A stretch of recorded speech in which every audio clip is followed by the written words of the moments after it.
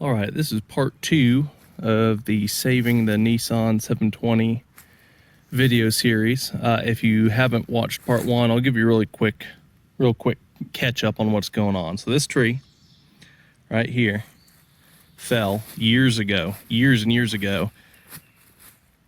The Nissan was right here. You can see where it fell, and it fell across the roof of the truck, unfortunately.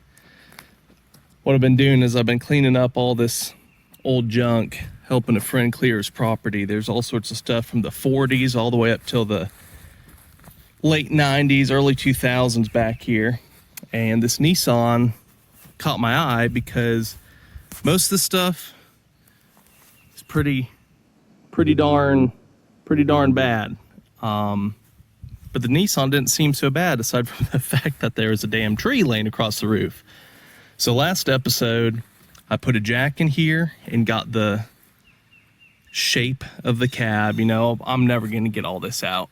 Eventually, I'll take a rubber mallet or a dead blow hammer or something and go on the inside and beat on it and get it somewhat popped out. But I mean, the roof's always going to be messed up on this thing. Dug around. I did find the grill. It was missing 3 headlights. I did a big circle around the woods looking for like 15 minutes, found all 3 missing headlight buckets. When the tree fell across the back glass popped out instead of breaking, which is awesome.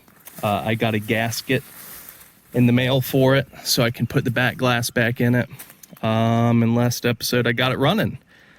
It was actually really easy. I put a battery in it, put a fuel tank on the roof, and siphon fed gas down to the carburetor, and it runs. So, you know, we've got a good recipe for success here. It runs. It does not go into gear. So there's something wrong with the clutch, and hopefully we're about to look into that.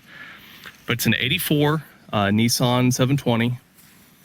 And it's, you know, pretty nice considering it's been abandoned in the woods for what he said is 20 years. He gave it to me. So, I mean, if I can get this thing running and driving, it's got a hell of a story. I'll throw farm use tags on this thing and just run it around.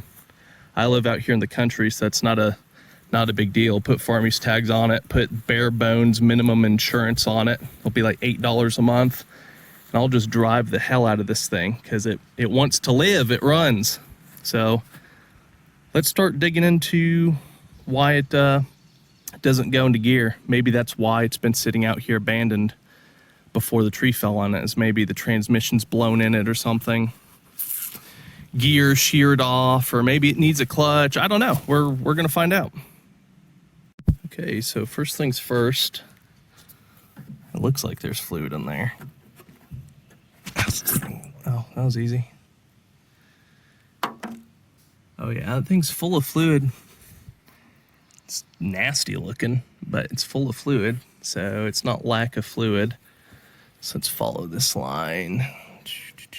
Bottom line over to, okay. So it's got like a little bleed block. It's got looks like it's got some sort of diaphragm in there. Kind of interesting that this line goes into this little bleed valve instead of just straight down to the slave. So that's interesting.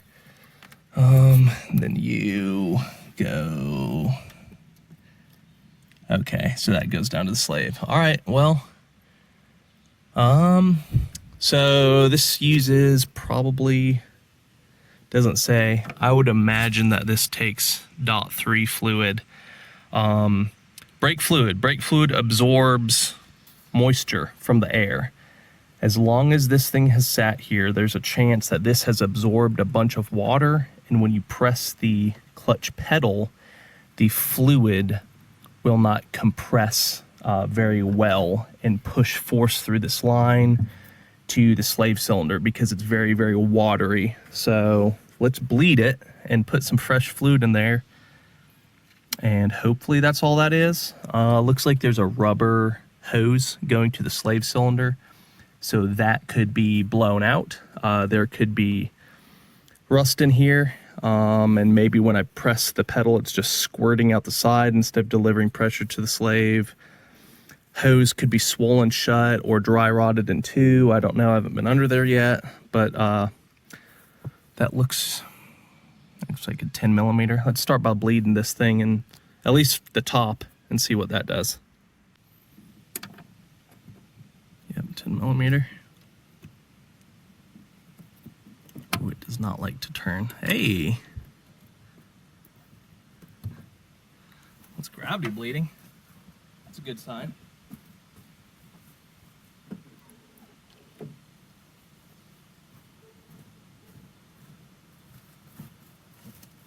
Oh yeah, squirted some fluid out. Okay. I guess so it's definitely getting fluid from the reservoir to here. Let's crawl under this thing and see if the slave has a bleed. They almost always do. See if we've got fluid down there. All right, I'm gonna apologize in advance for the bad lighting. I'm just some dude with a cell phone who likes working on shitty old stuff, trying to save it instead of take it straight to the scrapyard. So you're getting what you're getting. Of course it's not a 10 millimeter. Why would it use the same size on both? All right, so that's probably an 8. Okay, I did not have an 8 millimeter wrench because, you know, why the hell would I be prepared when I can just like not be prepared? So hopefully, yeah, okay, let's see. Okay, we've got fluid here. It's not very thick looking, so that might be water. Let's work the clutch a little and see what it's like.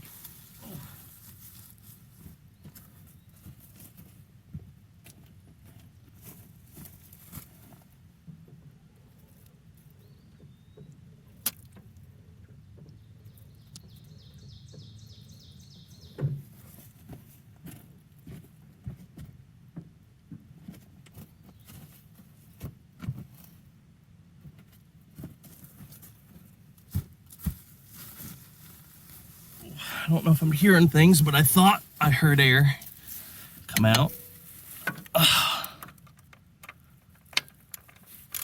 The fluid does look thicker now. I think I've got a can of .3. Let me put some new fluid in the reservoir and see if this thing works. All right, so just put new fluid in the reservoir. Before, I would get in it and I'd pump the clutch pedal like 4 or 5 times to try to build up some pressure and like give it a chance. Put it in first gear, and bump the key and hold the clutch in, and the truck would try to jump forward because it was in first gear and the clutch pedal was not disengaging, you know, the pressure plate and all that. But we've got fluid, at least known good fluid down here at this point. So let's see if it made a difference.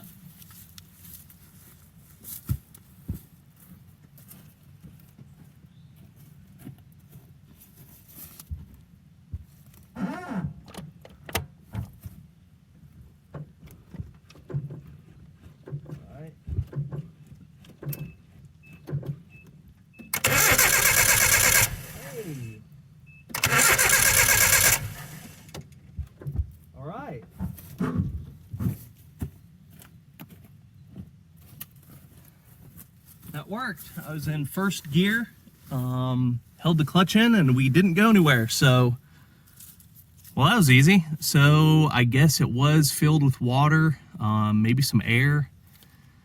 Opened both bleeders, pushed some fresh .3 through the hydraulic system, closed it. We have a clutch pedal again. So now the engine runs, not well, mind you, the carburetor's trashed, but it runs, and we've got a clutch pedal. So we're looking really, really good to drive this thing out of the woods instead of flatbed it to the scrapyard, which is awesome. I love when I can save something. All right, since the slave cylinder started working and it runs. I've deemed it worthy of getting pulled out of the woods. Got her right here. And I pulled the valve cover off to see what we got going on. Look how clean this thing looks. I was so expecting to see this thing full of sludge after sitting for so long. But it is beautiful in here. The damn valve cover gasket looked good. I was expecting that to be dried out and brittle. It's got a little slack in the timing chain, but it's got, I don't know, 150 something on it. 158, 101, so probably original or put in at 75,000 or 100,000, so it's probably time for a timing chain, but I can do that, that's not a biggie. But I've got some compression gauges now. I'm going to pull the compression on this thing because I'm super curious how healthy this engine is after seeing how clean it is inside. All right, I've got the compression gauge in the back. I've got a deal. So it runs and the clutch works. If this thing has good compression, so I know the engine's healthy, and I can get a reading on the oil pressure, which it has an oil pressure gauge in the cab, but the face is broken, so I don't know if it works or not. But if I can prove that this thing runs, goes through the gears, has good oil pressure, good compression, I will pull the trigger on a Weber 3236 carb swap on this thing and really truly bring it back to life. So fingers crossed that this goes well.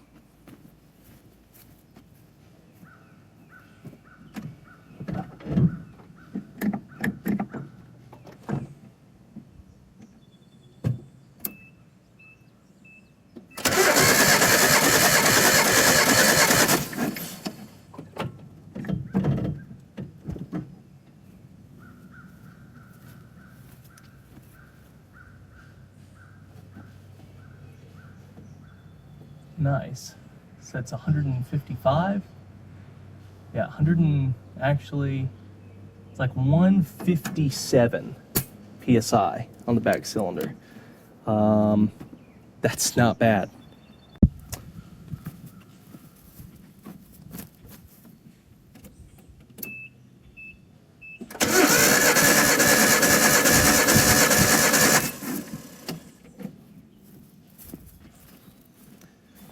All right, 25, 30, 35, 40, 139, 140-ish. It's not bad. Second from the front.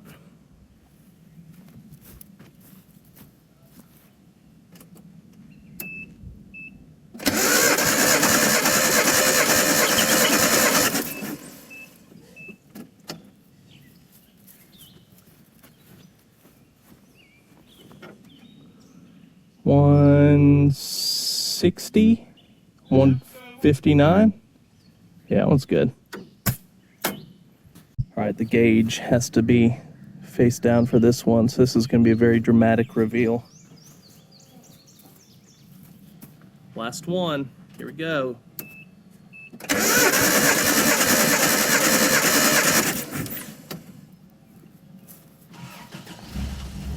All right.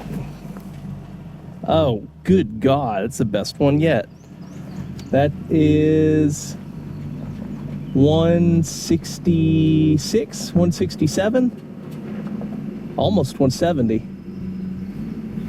Yeah, that's like 167, 168. That's awesome. All right, so we have learned that this thing actually has pretty damn good compression. Inside of the engine looks clean as a whistle. I did not see any sludge whatsoever.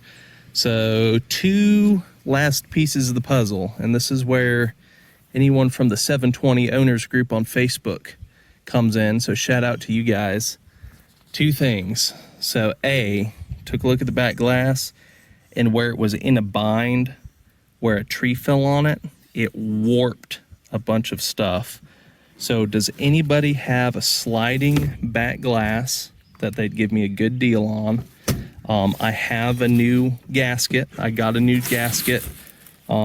Actually found, I don't know how, I found a new old stock one on eBay for $20 shipped. Got it. Have it at my house. So if somebody will make me a good deal on a sliding back glass, I will fix this. Put a sliding back glass in it so that's watertight, so it will stop getting rained in. Then number two, before I do this thing justice and do a Weber carb conversion on it, I want to make sure I'm not wasting my money and fire this thing up after, you know, a $300, $400, $500 carb swap and find out this thing's got 2 psi oil pressure. Does anybody have this oil pressure gauge? It's an 84.